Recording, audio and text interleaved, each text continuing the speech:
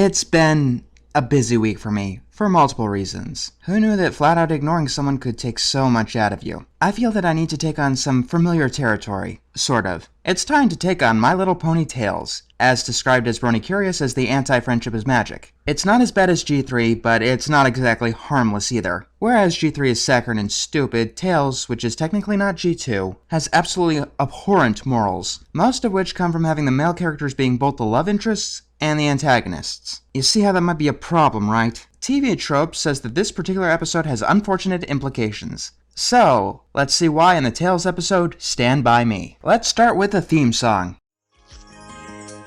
Something is starting right now. You don't say. Something is starting, oh wow. Care to tell me what? My little pony, my little pony tales. My Little Pony is starting right now. Interesting. Wow, you don't underestimate the intelligence of your audience at all. Who am I kidding? I'd rather have the intro to Kirby right back at ya. Kirby, Kirby, Kirby, that's the name you should know. Kirby, Kirby, Kirby, he's the star of the show.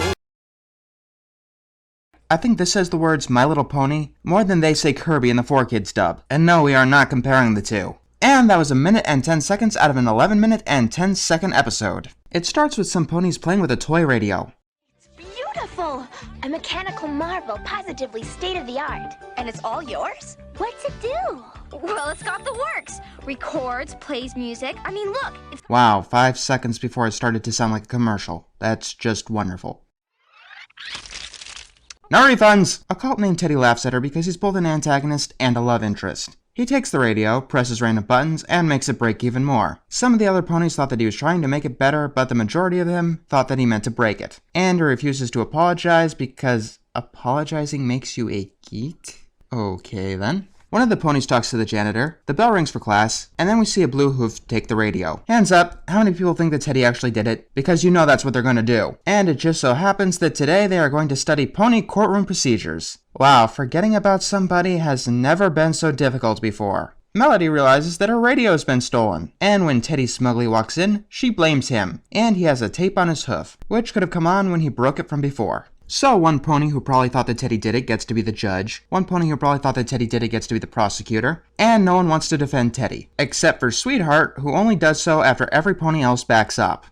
Now the rest of you will be the jury. You know, I'm not sure that this jury is totally impartial. If they find Teddy guilty, he will be suspended for 3 days. Then we see the blue janitor walk by with a ton of random junk in his hooves. If you still think that Teddy did it, please get medical attention. Look, I get what they're trying to do. I really do, but this is way too heavy-handed. They're making it too obvious. I'm not saying that you should make it look like Teddy's guilty, after all that was my problem with bridal gossip, but you need to make it as ambiguous as possible. That way people can come to their own conclusions, and then they would learn the jumping to them prematurely is wrong. So while Sweetheart tries to get the truth out of Teddy, the others try to come up with reasons that Teddy is guilty. He had the motive, the opportunity, and besides, he's very, very rude.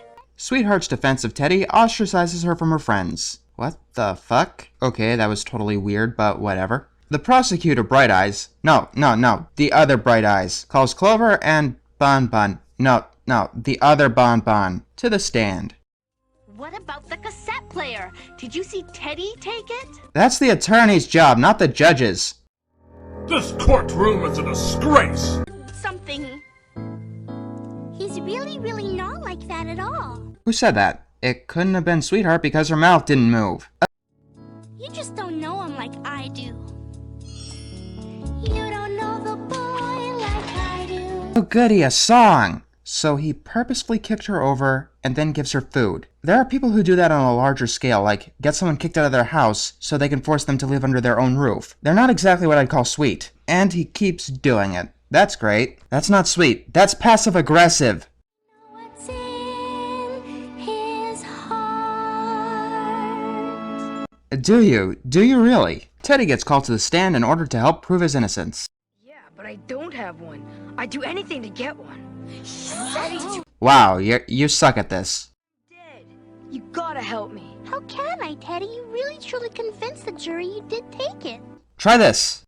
Your client's innocent, this testimony's fiction, so check your court record for the contradiction. Or not, I don't know. Starlight! I mean, Your Honor, I want to call a special surprise witness. I'm pretty sure that you can't do that in actual court without some very extraneous circumstances. Surprise, surprise, the janitor took the thing and put it in the lost and found. Well, ponies, this has been quite an important day. Can anyone tell me what we've learned? That Teddy is a passive-aggressive asshole, and Tails is also an insult to the target audience's intelligence. Not as much of an insult as G3, but still an insult nonetheless. Don't get me wrong, this is nowhere near the worst thing that I've ever reviewed, and it doesn't even come close to being on the level of G3, but it's still incredibly condescending to its audience, as can be seen with its heavy-handed moral. Maybe next time I'll review something that will help me forget and ignore, because this wasn't it. Courtroom? What? Really? Your story is mere conjecture. Within you I just find the ramblings of a madman who's completely lost his mind. You grasp at straws while standing with a condescending grin. No matter how pathetic, you'll do anything to win. There are people here You're who may bluffing. You intimidate haven't got a